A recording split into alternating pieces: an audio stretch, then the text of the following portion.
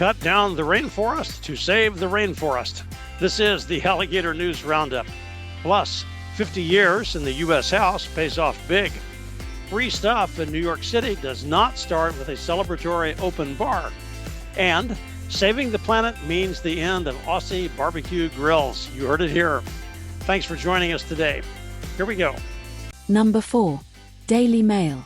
Outrage as Amazon rainforest is cleared of 100,000 trees to make way for climate summit. COP30 is here to save the planet, no matter how much of the planet must be destroyed along the way. Apparently, COP30 takes its name from the Conference of Parties to the UN Framework Convention on Climate Change. At least they are saving ink with the abbreviation. This must be the 30th such convention, ergo COP30. This year, the meeting is at Belém, Brazil, at the edge of the Amazon rainforest. Because important persons engaged in protecting the climate are not expected to drive rough trails in Land Rovers or Jeeps, or ride on burros, a new highway is required to ferry some 50,000 conferees from the nearest airport to the event venue. The rainforest is in the way, but then the rainforest is in the way of almost everything in that area of Brazil. Conferees got to get conferred, so trees got to get treed. Some 100,000 trees, by some counts, will give their all to save the world. They cover 8 miles of jungle territory, which has been turned into an attractive asphalt scar across an otherwise pristine, oxygen-producing field of green. But the highway has been built with a great deal of attention to environmental protection. There are reportedly 30 wildlife crossing zones included, that would come to a crossing every quarter mile, along with marked bicycle lanes and LED lighting. There is also word that the highway is fenced along the perimeter.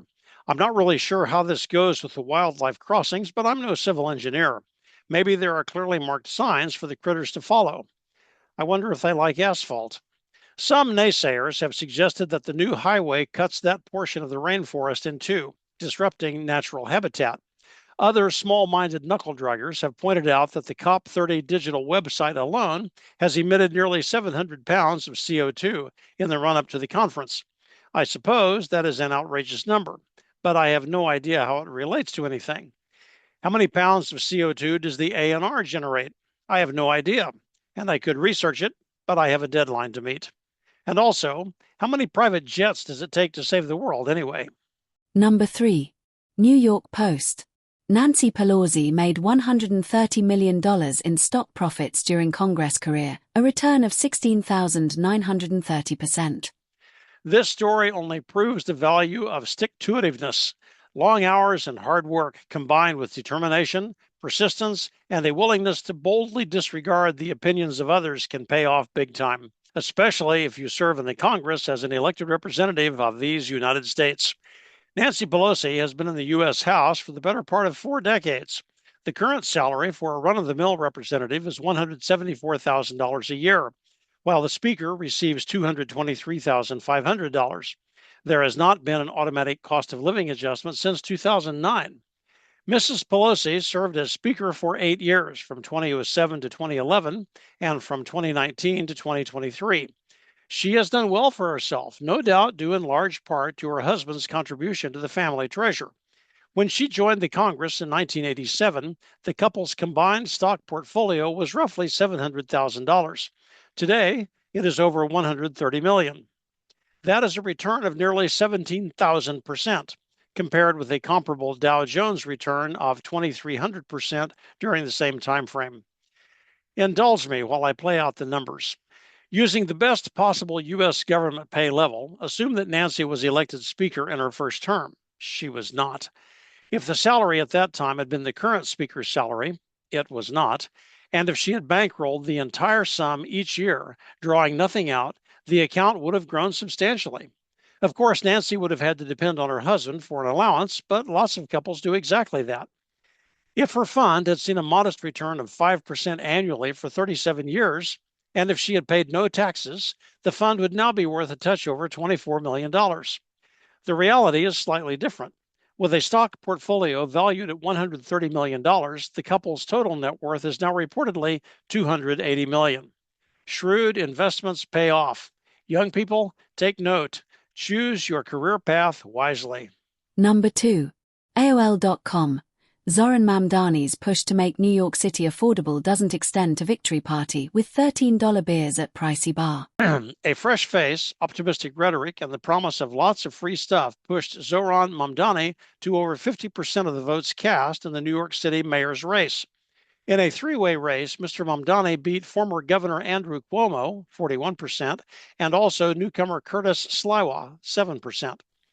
Despite some misgivings that the mayor-elect is a self-proclaimed Muslim socialist, some would say Islamic communist, who wants to turn the financial center of the universe into a full-fledged Marxist stronghold, Mamdani sailed to victory and hosted a celebration at the recently renovated Brooklyn Paramount Music venue.